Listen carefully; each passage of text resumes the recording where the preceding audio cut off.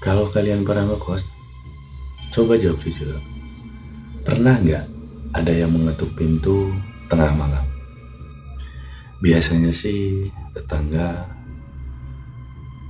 pinjam charger, pinjam sajadah, atau pinjam apapun itu. Tapi di kosan ini semua penghuninya punya aturan yang sama. Kalau ada yang mengetuk pintu di atas jam 12 malam, mereka itu melarang untuk merespon ataupun membuka pintu itu.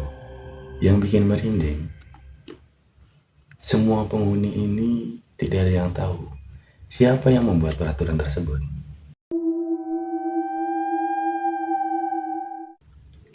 Halo semua, balik lagi dengan saya. Cerita ini saya dapat dari teman saya yang baru saja pindah kerja ke Bandung. Awalnya dia menganggap peraturan ini hanya mitos untuk para penghuni. Dan sampai akhirnya dia mengalami hal tersebut. Sebut saja namanya Ria. Kosannya kecil dan suasananya sangat akrab.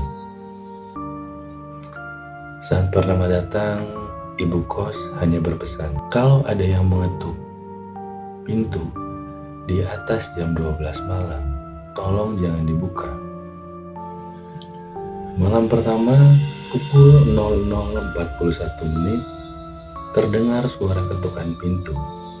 Ada suara pelan dari seorang wanita. Dia bilang, "Mas, pinjam charger."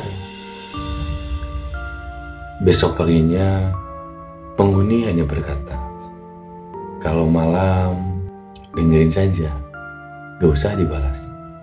Malam berikutnya, suara ketukan itu datang ke kamar lain dan mengucapkan, "Mas, pinjam setrikaan ya."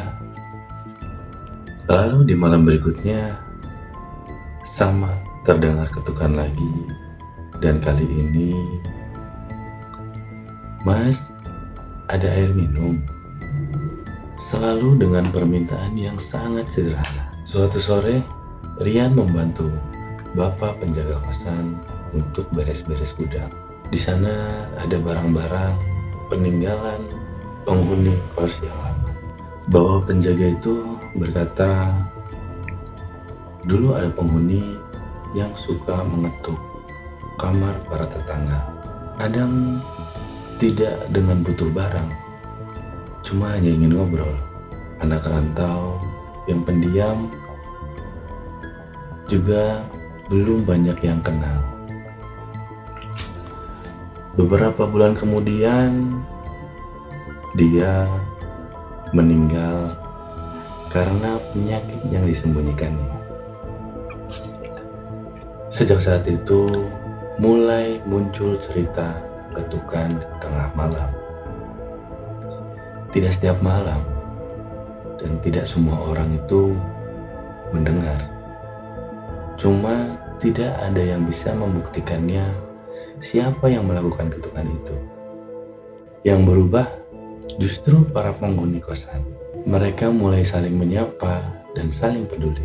Malam terakhir sebelum Lian pindah, terdengar suara ketukan pintu dengan suara perempuan. "Mas, masih bangun?" Lian tidak membukakan pintu. Dia hanya berkata pelan, "Kalau memang ada, makasih ya." Karena penghuni jadi saling menyapa dan saling peduli. Ketukan tidak terdengar lagi. Sampai keesokan paginya, ada secangkir kopi hangat di teras. Tapi tidak ada yang mengakui siapa yang membuatnya. Saya nggak tahu yang terdengar di setiap malam itu adalah hal gaib atau hanya mitos yang diceritakan turun-menurun. Tapi kadang yang dibutuhkan setiap orang itu tidak melulu tentang barang atau kebutuhan tertentu, tapi tempat untuk bercerita hanya untuk didengarkan. Kalau kalian punya cerita aneh selama ngekos, kalian bisa tulis di kolom komentar. Sampai ketemu di cerita selanjutnya. Terima kasih. Sampai jumpa.